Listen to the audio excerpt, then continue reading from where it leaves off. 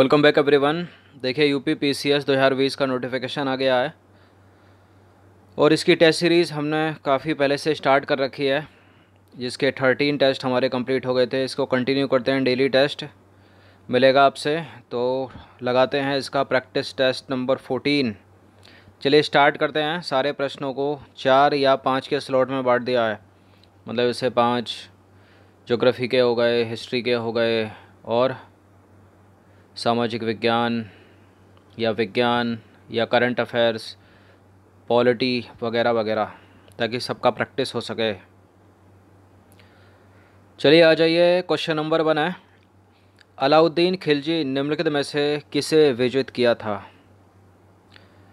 किन किन को विजित किया था अलाउद्दीन खिलजी ने?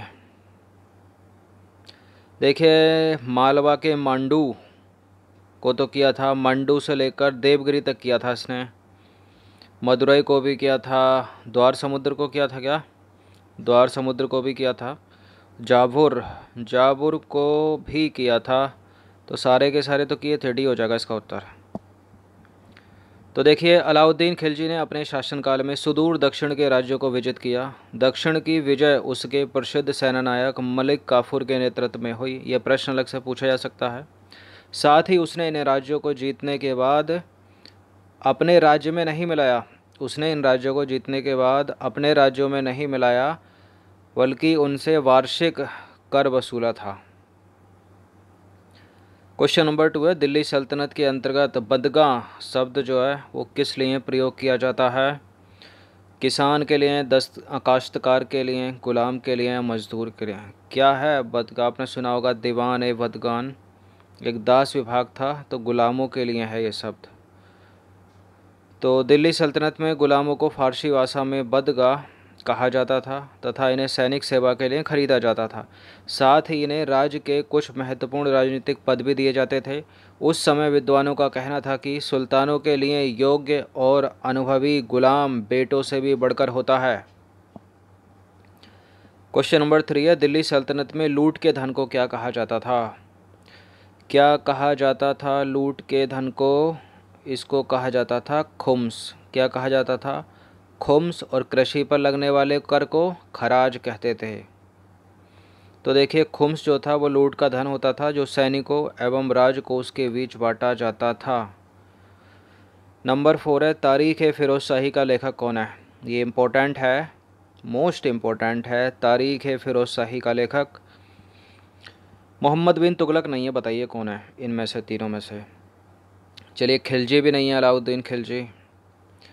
जलालुद्दीन खिलजी भी नहीं है, तो इसका आंसर क्या है? जियाउद्दीन वर्नी। तो देखिए तारीख है फिरोज शाही जियाउद्दीन वर्नी ने लिखी है, और इस पुस्तक में वर्नी ने अलाउद्दीन की बाजार नियंत्रण प्रणाली का उल्लेख किया है। क्वेश्चन नंबर 5 है, इनमें से किस महिला शासिका ने अभिलेखों में अपना नाम पुरुषों जैसा लिखवाकर अपने पुरुष होने का भ्रम पैदा किया था? किसने किया ऐसा? रजिया ने, लक्ष्मीबाई ने, रुद्रमा देवी या फिर रानी दिद्दा? तो रजिया सुल्तान नहीं है, रानी लक्ष्मीबाई भी नहीं है। बताइए इनमें से कौन है? तो रानी दिद्दा भी नहीं है। इसका आंसर हो जाएगा ऑप्शन नंबर डी। क्या हो जाएगा? रुद्रमा देवी। तो रुद्रमा देवी थी महिला शासिका। इसने अपने अभिलेखों में या शिलालेखों में अपना नाम बदलकर पुरुषों जैसा लिखवाकर अपने पुरुष होने का भ्रम पैदा किया। तो रुद्रमा देवी आधुनिक आंध्र प्रदेश के वारंगल क्षेत्र में स्थित काकतीय वंश की शासिका थी। रुद्रमा ने अपने अभिलेखों में अपना नाम पुरुषों जैसा लिखवाकर अपने पुरुष होने का भ्रम पैदा किया था। क्वेश्चन नंबर 6 है, काराकोरम पर्वत श्रेणियाँ लद्दाख के किस ओर स्थित हैं? पश्चिम की ओर, पूरब की ओर, उत्तर की ओर या दक्षिण की ओर? बताइए।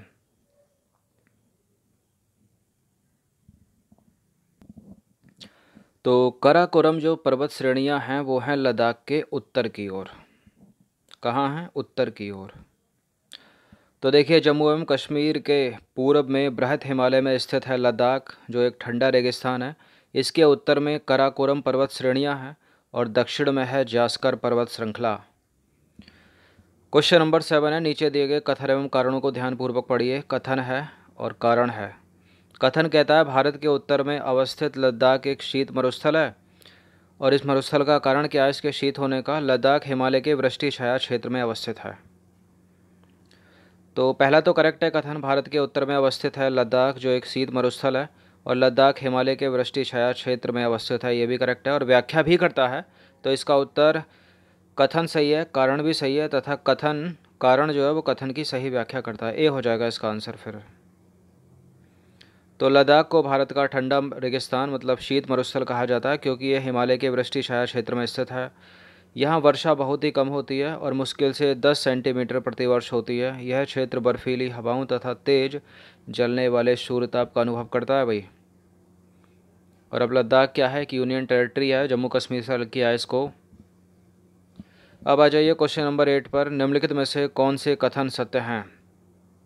भूकंप के अंतर्गत भूपर्पटी के नीचे का वह स्थान जहां कंपन आरंभ होता है उसे अधिकेंद्र कहते हैं, और अधिकेंद्र के भू सतह पर उसके निकटतम स्थान को उद्गम केंद्र कहते हैं।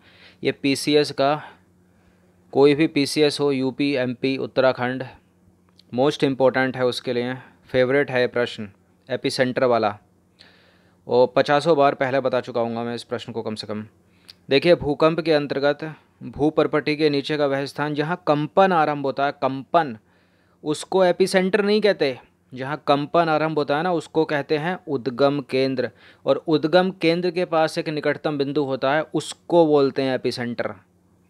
तो दोनों के दोनों गलत हैं यहाँ पर, तो डी हो जाएगा इसका उत्तर। तो देखिए, दोनों के दोनों कथन गलत हैं। स्थल मंडलीय प्लेटों के गति करने पर पृथ्वी की सतह पर कंपन होता है और ये कंपन पृथ्वी के चारों ओर गति करता है। इस कंपन को भूकंप कहते हैं। अब ध्यान से सुनिएगा यहाँ से, भूपर्पटी के नीचे का वह स्थान जहाँ कंपन आरंभ होता है, कंपन, उसे उद्गम केंद्र कहते हैं, और इस उद्गम केंद्र के भू सतह पर जो एक निकटतम स्थान होता है ना, उसको कहते हैं एपिसेंटर या अधिकेंद्र। तो अधिकेंद्र से कंपन बाहर की ओर तरंगों के रूप में गमन करता है। अधिकेंद्र के निकट सर्वाधिक हानि होती है।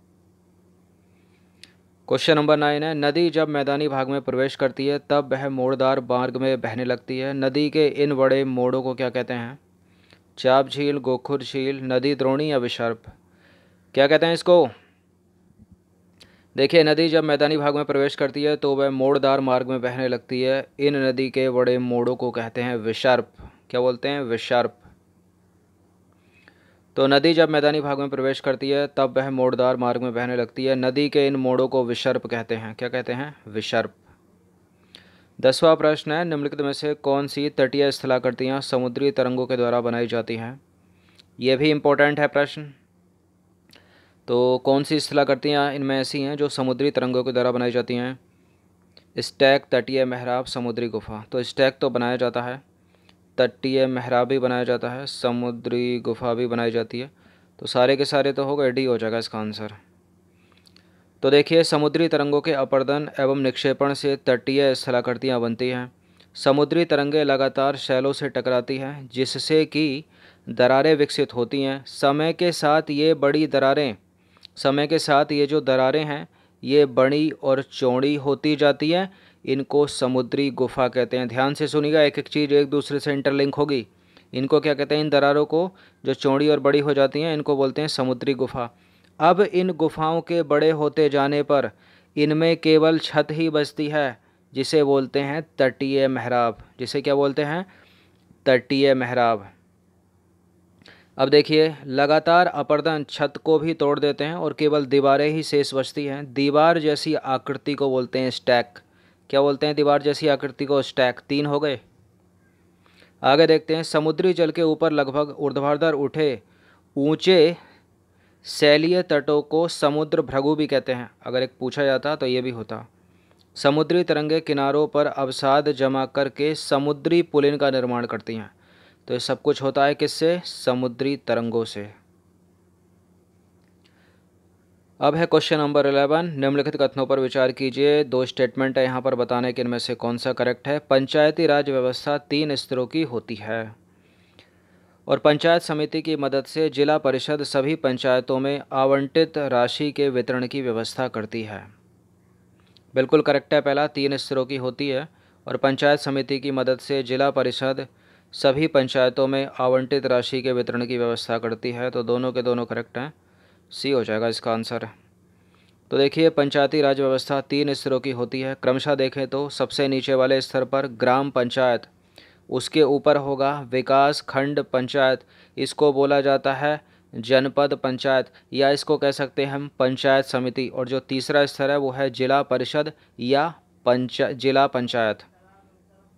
तो ध्यान से सुनिएगा, पहले स्तर पर ग्राम पंचायत है, दूसरे स्तर पर जो चीज़ है उसके 3 नाम हैं या करके, विकास खंड पंचायत, जनपद पंचायत या फिर पंचायत समिति। और तीसरे स्तर पर जिला परिषद या फिर जिला पंचायत।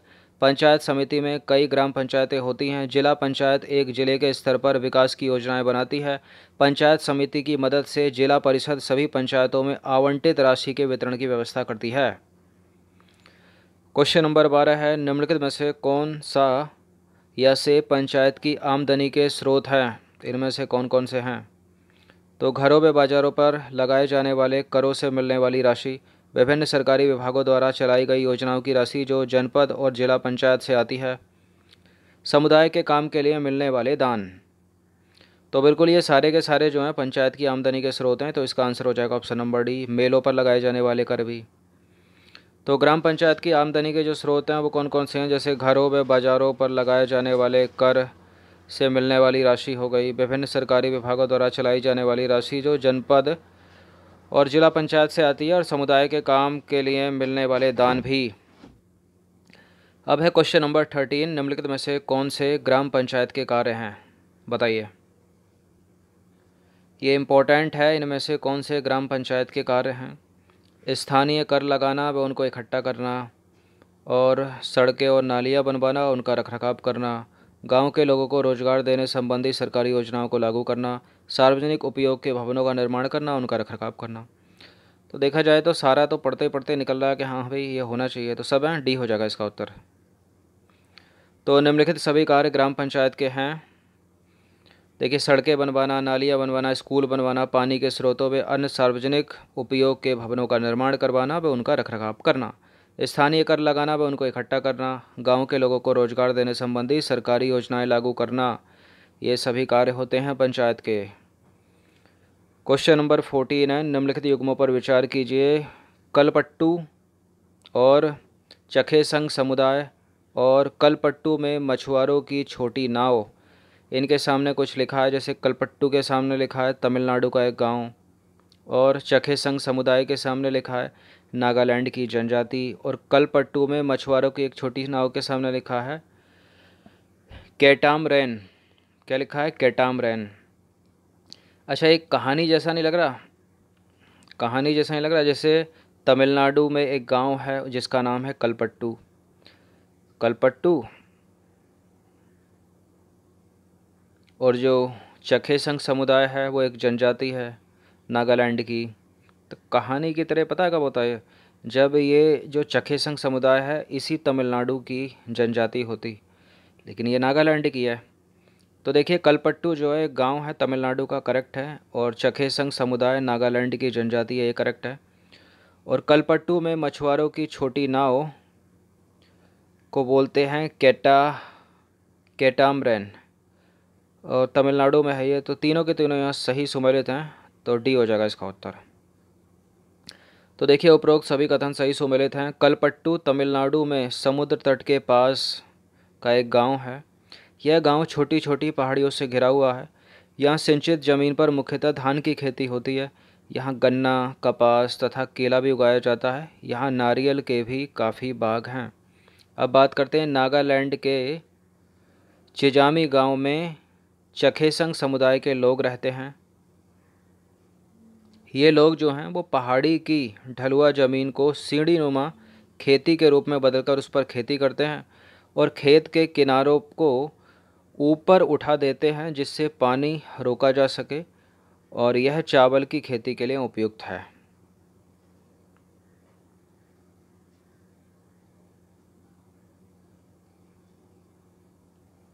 चलिए अब बात करते हैं तीसरे की, कलपट्टू। कलपट्टू में मछुआरे मछली पकड़ने के लिए खास तरह की छोटी नाव बनाते हैं जिसको बोलते हैं कैटामरन। क्या बोलते हैं जिसको? कैटामरन। तो इस तरह के प्रश्न यदि बाउंसर मारते हैं तो कोई आवश्यकता नहीं है अपने 1/3 नंबर इसमें गंवाने की। इसको छोड़िए और आगे बढ़िए। चलिए अगला प्रश्न देखते हैं। क्वेश्चन नंबर 15 है, निम्नलिखित कथनों पर विचार कीजिए।